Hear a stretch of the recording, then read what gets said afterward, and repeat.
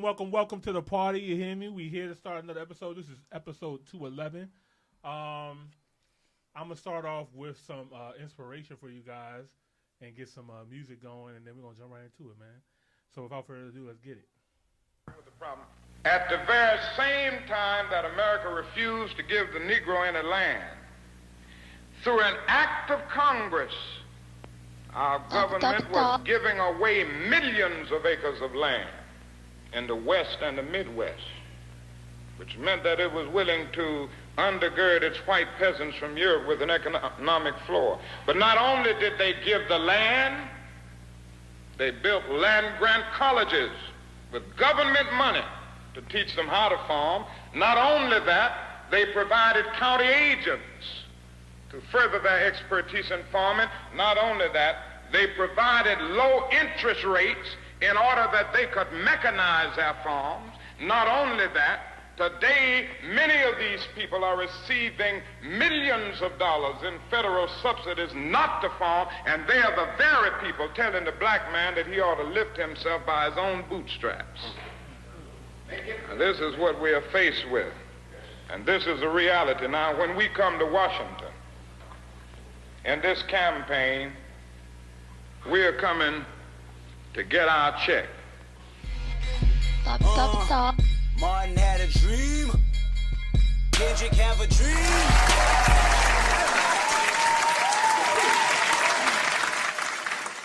Woo! 3, 2, 1. Top Hill, episode 211. Welcome to another episode of the Top Hill Live. This is your boy, Mr. Top Hill Live, a.k.a. E-Money Boss. And I am the Carmen. The Carmen in the building. Imani had a dream. Hey, yeah. Carmen had a dream. Listen, man. Top Carmen, Hill got a dream. we got a dream, you hear me? Guys, welcome to another episode, man. So glad to be here with you guys. We got a great episode for you guys. If you guys don't know, it is Martin Luther King Jr. Day. So round of applause for that.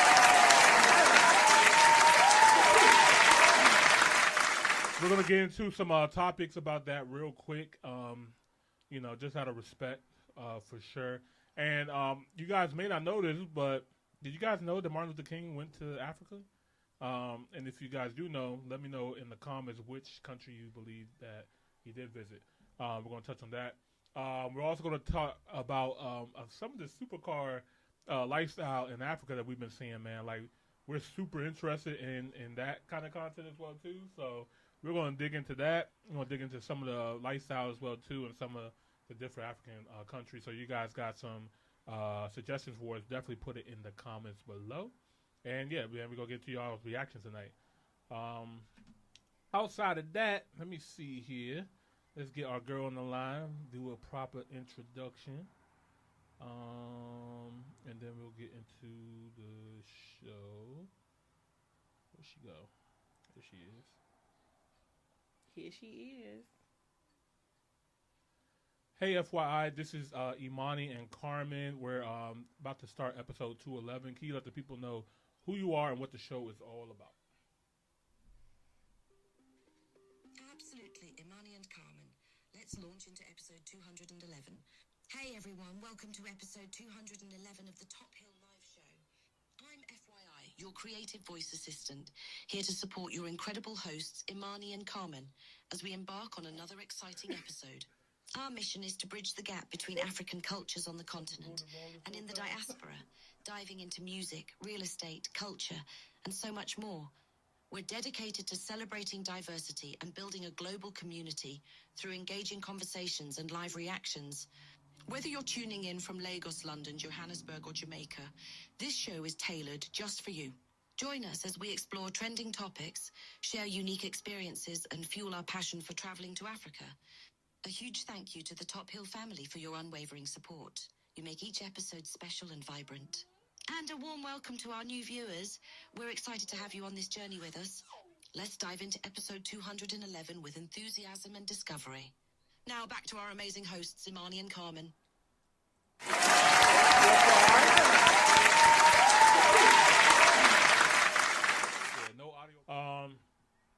In other other brief news. This is also interesting. Is inauguration in the United States as well too. Donald Trump was just inaugurated as the 47th president. Yeah, very interesting for him to be inaugurated on Martin Luther King Day. Coincidence, but yeah. And the TikTok ban. There's a lot of interesting things happening. 2025 is just a hell of a season for America, man. Like the America season 2025 is insane so far. This is just literally episode 1. This is just January still. Like, Season 1. insane, man. But yeah, guys, we're gonna get into this this topic of Martin Luther King, and then I'm gonna get into the reactions. I see Robert Eli got one for us, so we're gonna dig into that. Yeah, I'm definitely interested to know what country he visited while over there. For sure. All right. I didn't even know niggas had passports back then. Yeah, like, they be trying to make it seem like this was so long ago. Not even that. We was barely able to, like, vote, so it was like... Yeah. We can leave? Right. So, like, yeah, because he was fighting for civil rights. So, for you to be able to, get a right as a citizen to get a passport to leave is kind of interesting, So, but yeah, we're gonna dig into a little bit more. If you guys heard if you heard the clip that I played earlier, when he said that how African Americans have been treated unfairly, and you can't really get civil rights without economic rights. Like, you can say civil rights all day long, but if banks are not giving us loans, if they're redlining us, if they're purposely keeping us away from wealth, then we're not going to be able to get civil rights at all. So that's the reason why they assassinated him, not because of the I Have a Dream speech. You guys should really look in and research who Martin Luther King Jr. was after I Have a Dream speech. Like, because after that, that's when he started getting into his bag for real. Mm-hmm. Like, that's when he started collaborating with Malcolm X and started getting a little bit less peaceful, but more into, like, hey, all right, civil rights cool, but hey, where's this money at? So, bring me my money. Where is the money? Because, yeah, they were giving out money. It's not like we didn't have money to give. To this day. Yeah, to this day, they still got money to give. I mean, look at, you know what? I almost got it kicked off of YouTube. But there are certain countries that are getting billions and billions of dollars sent over to them, and they look at us like we can't get reparations. So, like, yeah. Okay. All right, I'm gonna play this other clip right here too, so where he breaks down a little bit more about why African Americans are still living in poverty in the United States. What is it about the Negro? What is it every about other the group Negro? that came as an immigrant somehow, not easily, but somehow got around it. Is it just the fact that Negroes are black? White America must see that no other ethnic group has been a slave on American soil. That is one thing that other immigrant groups haven't had to face. The other thing is that the color became a stigma. American society made the Negro's color a stigma. America freed the slaves in 1863 through the Emancipation Proclamation of Abraham Lincoln, but gave the slaves no land or nothing in reality, and as a matter of fact, to get started on. At the same time, America was giving away millions of acres of land in the West and the Midwest, which meant that there was a willingness to give the white peasants from Europe an economic base. And yet it refused to give its black peasants from Africa, who came here involuntarily in chains and had worked free for 244 years, any kind of economic base. And so emancipation for the Negro was really freedom to hunger. It was freedom to the winds and rains of heaven. It was freedom without food to eat or land to cultivate, and therefore it was freedom and famine at the same time. And when white Americans tell the Negro to lift himself by his own bootstraps, they don't look over the legacy of slavery and segregation. I believe we ought to do all we can and seek to lift ourselves by our own bootstraps. But it's a cruel jest to say to a bootless man that he ought to lift himself by his own bootstraps. And many Negroes, by the thousands and millions, have been left bootless as a result of all of these years of oppression and as a result of a society that deliberately made his color a stigma and something worthless and degrading.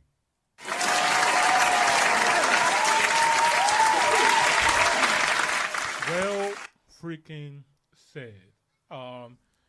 Because a lot of time, man, it's really insulting when people say, hey, immigrants come over here and they make money. They're not, causing crime or mischief and stuff like that.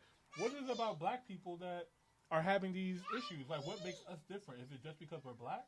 It's like, no, like, let's look at what the heck is actually going on. What is the difference, right? Every other immigrant comes to this country by choice. They want to come here. Mm-hmm. We were brought here involuntarily, okay? We work for free as slaves. We are born in and die in into slavery. And when we finally get our freedom, we're not even looked at as human beings. It's like, here, nigga, damn. Like, right, but even then, we're considered 3/5 of a person. Mm-hmm. You know what I mean? So like that's actually a thing too, guys. The 3/5 compromise. We weren't even considered a human being fully once we got our freedom. But we started. We were segregated, right? So all the black people pulled together. We created our own schools, our own libraries, our own towns and stuff like that. This is where you start hearing the Black Wall Streets and stuff. We were having our own wealth. And because we had skills, like the slaves had skills to make money. You know what I mean? Like they were doing stuff in the field, so they knew how. It's where you get sharecroppers and stuff like that. So it's not like these people did not want to work. It's just they didn't have no opportunity. So then you got these people giving away free land to people who are not even over here. Like, you're going out of your way to put us down when you already have people here. You already gave reparations to people who chose to come here, or even not even here. Jewish people got reparations for the Holocaust, and it didn't even happen on American soil. That, on top of the fact that there are still families and people reaping the benefits of all this extra land that they were giving away that they're not using. Yeah. That they're hoarding. Yeah. And not allowing anyone to, have a new opportunity. And it's like, we are still reaping the effects of not only slavery, but segregation and Jim Crow. Exactly. Yeah. And so it's very triggering when I hear people say like black people are just lazy. It's like, no, black people were not lazy. They were actually very, very hard workers. But like for generations, you have many, many people working their ass off. Like the odds were stacked against them. They still did it. They still fought. But over time, people just got beaten and tired. Like, damn, we built this city, then they bombed it. Right, it's like, how many times they gotta build up something and get it taken away or like snatched away before you just be like, oh, fuck it, and we still getting called lazy because people of the Caucasus descent choose not to educate their own children, not everyone, but their own children on the reality of what we had to face. So now their children and their children's children are believing, oh, they're just lazy, they've been lazy. And it's like, how could we be so lazy if this country has been built on the back of us? Yeah, exactly. Like, so, there's so much to get into on this. I'm not gonna. That might be a whole different episode to like get into like that the American story in the diaspora and stuff like that. I do want to just highlight Martin Luther King for his day. If you guys get the chance, check out the documentary King in the Wilderness. This is one of my favorite documentaries, and this will give you a true understanding of who Martin Luther King was after I Have a Dream. Because, of course, everybody knows the I Have a Dream speech. This is what's taught in our history books and all that kind of stuff. But people don't realize who this man was post I Have a Dream. And the reason why they killed him was because he started asking for economic equality, and it's like, oh no, we can't have that. Like, they fought so hard to prevent us from getting economic equality, because all the land that was stolen, burnt down and stuff like that, they're not going to give it to us. So. Oh, for sure. And then it's just economic equality. They like, listen, the bone that we will throw you niggas is that and that only. Exactly. He had a dream. Right. That is it. One thing I actually learned this year, I did not know this before, but Martin Luther King actually visited Ghana when Ghana got their independence. So this was actually very, very interesting. So let's dive into what he said. There's not much videos and pictures on it, but... Now, a new nation being born, and when Prime Minister Nkrumah stood up before his people out in the polo ground and said, we are no longer a British colony, but we are the free, sovereign people. All over that vast throng of people, we could see tears. And I stood there thinking about so many things. Before I knew it, I started weeping. I was crying for joy. I knew about all of the struggles and all of the pain and all of the agony that these people had gone through for this moment. And after Nkrumah had made that final speech, it was about 12:30 now, and we walked away. And we could hear little children 6 years old and old people 80 and 90 years old walking the streets of Accra crying, freedom, freedom. And they were crying it in a sense that they had never heard it before. And I could hear that old Negro spiritual once more crying out, free at last, great God Almighty, I'm free at last. They were experiencing that in their very souls. And everywhere we turned, we could hear it ringing out from the housetops. We could hear it from every corner, every nook and crook of the community. This was a new nation. A new nation being...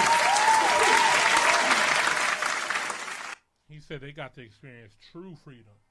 The entire country getting their independence and having real freedom. And I would like to add to that because we could just witness after, I don't know, X amount of years from that time till now, how much greatness and progression that we've made as a people when the hands of our government isn't corrupted. Yeah. And they're all working towards a common goal. Like, look at what Ghana looks like now. Yes. Mm-hmm. Like, that's true freedom. True. Yeah.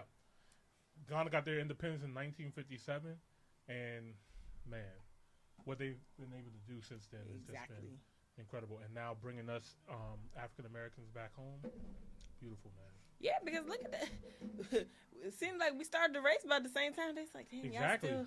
Because civil rights was just like right after this, so it's like, yeah. It's like, y'all want to come on over? It looks like y'all still having a hard time over there. Right. Yeah, man. Whether you know it or not. Shout out to Martin Luther King, man. Rest in peace. Rest in power. We love you. And, yeah, man. Round of applause.